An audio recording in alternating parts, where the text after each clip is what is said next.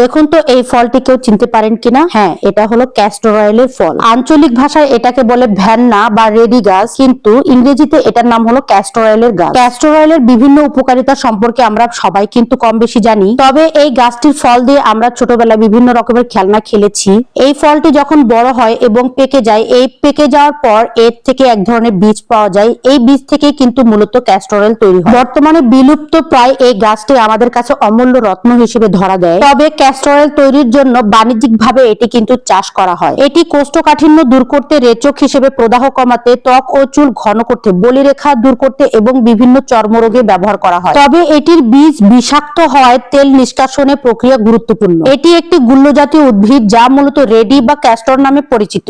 এর বীজ থেকে তেল নিষ্কাশন করা হয় যা বাণিজ্যিকভাবে চাষ করা হয়। রেডি গাছের ফল বা বীজ অর্থাৎ ক্যাস্টর বিন থেকে তেল বের করা হয়, তবে এই বীজ অত্যন্ত বিষাক্ত হয়। তাই তেল নিষ্কাশনের আগে বীজকে তাপ দিয়ে প্রক্রিয়াজাত করা হয়। এটির উপকারিতা অনেক, যেমন চুল। ক্যাস্টর অয়েল চুল পড়া কমায়, নতুন চুল গজাতে সাহায্য করে, চুল ঘন ও মজবুত করে। এটি চোখের পাপড়ি ও ভুরু ঘন করতেও ব্যবহৃত হয়। এটি ত্বককে স্বাস্থ্যবান ও উজ্জ্বল রাখে, বলিরেখা কমায়, ডার্মাটাইটিস ও অন্যান্য চর্মরোগে কার্যকর, ত্বককে তরুণ রাখতেও সাহায্য করে। এটি কোষ্ঠকাঠিন্যের জন্যও শক্তিশালী রেচক হিসেবে কাজ করে, প্রদাহ ও ব্যথা কমায়, আর্থ্রাইটিসের ব্যথা উপশম করে, হজমেও সাহায্য করে। এর জীবাণুনাশক ও অ্যান্টিসেপটিক বৈশিষ্ট্য রয়েছে যা ত্বককে ফাঙ্গাল সংক্রমণ সরাতে পারে। এটি প্রসাধনী সামগ্রীতেও ব্যবহৃত হয়, যেমন লোশন, লিপ বামে ব্যবহৃত হয়। এটি শিল্পক্ষেত্রেও ব্যবহৃত হয়, যেমন পেইন্ট ও লুব্রিকেন্ট তৈরিতেও কাজে লাগে। এটি একদিকে যেমন উপকারী, অন্যদিকেও কিন্তু এটির অপকারিতাও রয়েছে। এটি খুব ঘন হয়, তাই ত্বকে ব্যবহারের আগে নারকেল তেল বা অন্য কোনো ক্যারিয়ার তেলের সাথে মিশিয়ে নেওয়া ভালো। বীজ বিষাক্ত হতে পারে, তাই প্রক্রিয়াজাতকরণের মাধ্যমে তেল তৈরি করা হয়। ক্যাস্টর অয়েল গাছ, বীজ